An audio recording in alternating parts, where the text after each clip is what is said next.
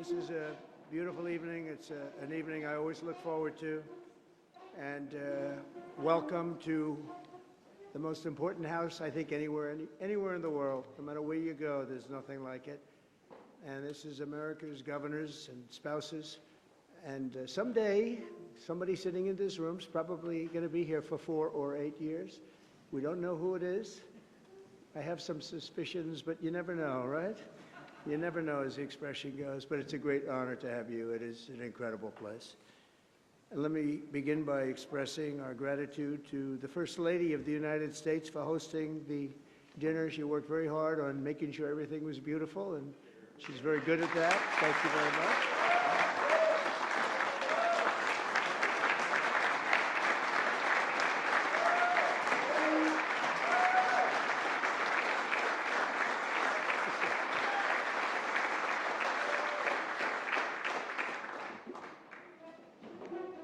You know, it's time flies, and I just realized this is the 5th Governor's Ball that Melania and I have hosted, and thank you for doing such a great job. And really great, really beautiful. Made the evening beautiful. We have many new faces among the governors from our new administration, and we have a lot of people that have been just newly sworn in, and we have them with us tonight. And also we have some people that I've become very close to, Vice President Vance and Second Lady Usha Vance. I want to thank you very much. What a great start you've gotten off to. You've gotten off to a great start. Thank you very much, J.D. Really amazing. Usha, thank you very much. Really amazing job. Congratulations as well to the 8 new governors attending tonight. And would you please stand up? We have 8 brand new, beautiful governors. Good. That's great.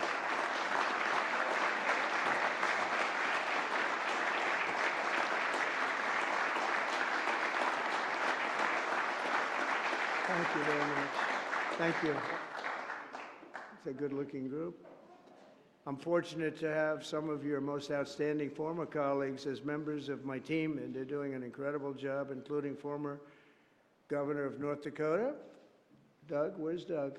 Doug Burgum. And Catherine. Thank you. Thank you.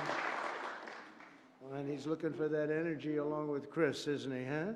And former Governor of South Dakota, Kristi Noem, who's doing an incredible job, too. Thank you, Kristi. Great job. Thank you, Kristi. Great job. The governors and president have really a special bond because we're all executives and we have to get the job done for the people, and you're doing the job and I'm doing the job and we're working together, and my numbers right in your wallets and right on your person, because I am open to anybody, Republican or Democrat. If we can help, you're going to call me up and we'll take care of it. You'll call the secretaries, you'll call the cabinet members, but if they don't do the job, and I think they will, you'll call me and we'll take care of it. And that's Republican or Democrat, and I'll take maybe the Democrat call even first. How about that? Can I say that?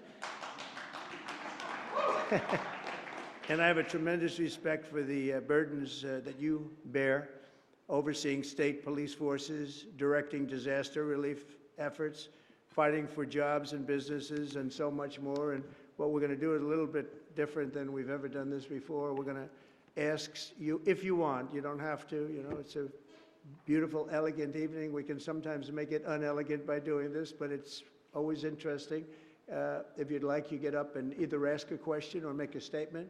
And ideally, it's going to be a statement of unity, maybe for tonight.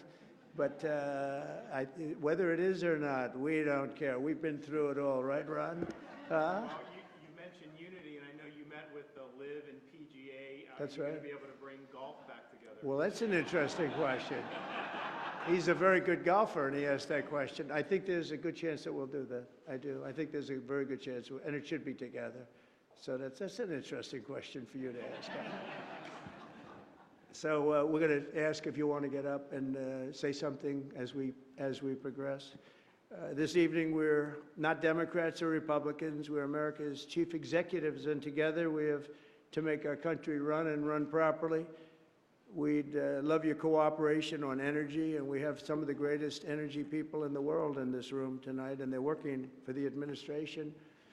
Chris is here someplace. Where is Chris? Chris, thank you very much. Everybody knows him. They couldn't believe that we got you, but he gave up a lot to do this, and he said to be the best anywhere in the world, so thank you very much. We appreciate it very much, Chris.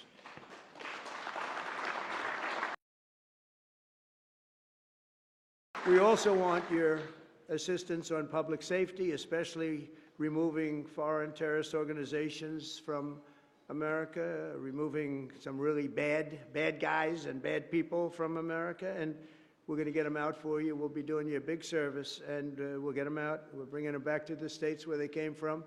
We don't have one country that says no. We had a lot of them that said no, but that was lasted about 2 hours, and all of a sudden they were all saying yes. But we'll get them back, and we'll get them out, and we'll make your state a lot safer. And on deregulation, we'll be creating maximum deregulation and maximum numbers of jobs. And I think it has a lot to do. One has a lot to do with the other. I want you all to succeed so that our country will succeed. And I'm always just a phone call away. By special coincidence, this evening marks the 293rd birthday of our first president, George Washington, whose portrait hangs in the East Room. And the father of our country was a great general. He was unmatched, really, as a general up till that time. And he was also a great executive and a true statesman. George Washington, by force of will and determination, he was also the ultimate national unifier. He was a great unifier. In fact, he could have stayed longer. They wanted him to stay longer, and he said, no, we don't want to do that. We want everybody to have a chance. We don't want to. He was very, very popular, and he refused to stay longer. And that in itself was possibly, at the early stages of government, a very important fact. In his farewell address, George Washington counseled Americans that our shared national identity under one great political union is, quote, the main pillar in the edifice of our real independence, the support of our tranquility at home, our peace abroad, our safety, our prosperity, and that very liberty which we so highly prize. Beautiful words. We don't use words like that much nowadays, do we, huh? I don't know what happened. We don't use, we should be able to start. The elected leaders in this room are the living embodiment of the union to which President Washington referred. You're really doing a fantastic job. I won't say, because the press is up there going crazy tonight, but I won't say how good some of the Democrats are, but some of you are doing a really good job. Others are doing good, and some I'm not so sure about. But you do. You have some very great talent on the other side, I have to say, and we all appreciate it and we respect it greatly. So tonight, let us all recommit ourselves to strengthening America, making it something even more special than it has been. And we're going to be one united nation, and maybe together this is going to be the evening that we start uniting. We're going to unite.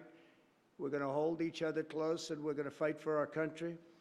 And I want to just make a comment that we have a very special room that most of you haven't seen, and some of you might have been here with me the last time we were together, which was actually 5 years ago. Can you believe it? I missed you for 4 years very, very badly.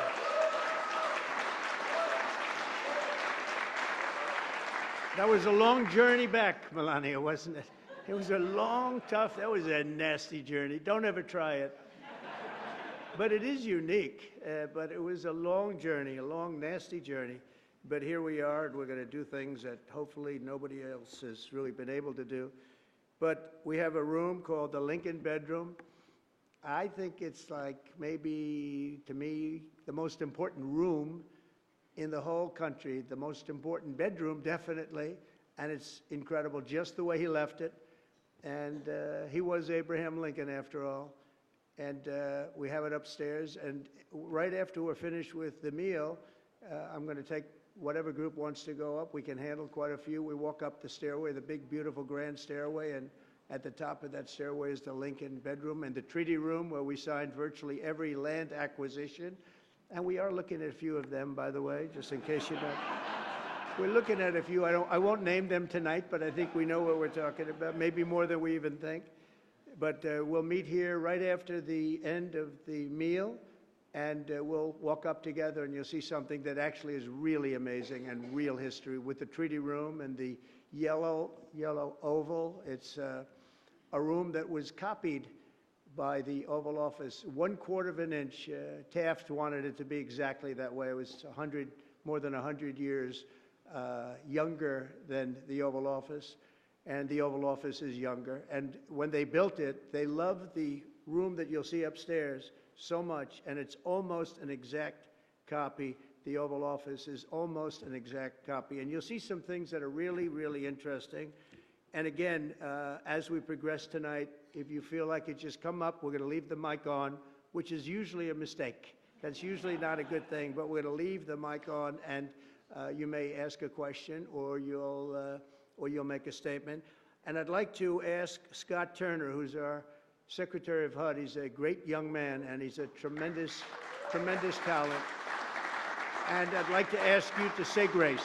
Thank you. Thank you, Scott. Congratulations. Thank you, sir.